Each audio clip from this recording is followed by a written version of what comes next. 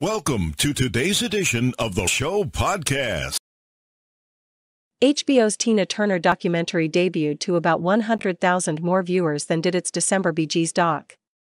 The debut of Tina drew more than 1 million total viewers across all HBO platforms on Saturday night, making the biggest premiere for an HBO documentary since 2019's Leaving Neverland.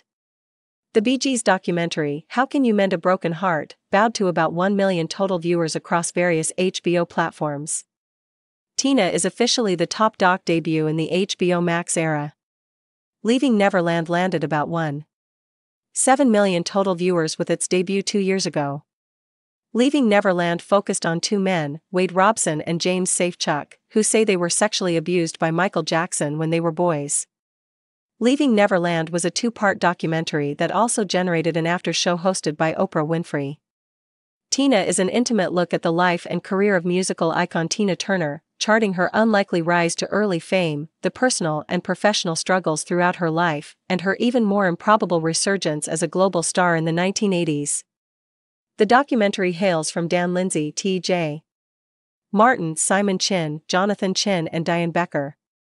Perhaps the most shocking moment in Tina comes roughly an hour into the 2-hour film, when one participant says that a top Capitol Records executive once called Turner an old douchebag. That story comes from a 2009 interview with John Carter, the Capitol producer, songwriter and A&R representative credited with reviving Turner's career in the early 1980s. In audio, included as part of Tina, Carter details the conversation that would have occurred sometime in 1982 to 83, shortly after Carter signed Turner to Capitol over the objections of label executives.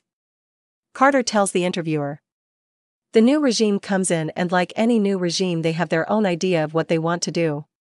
So I flip out, go downstairs and I say, hey, this is my act." And the classic quote is, "Carter, you signed this old douchebag?"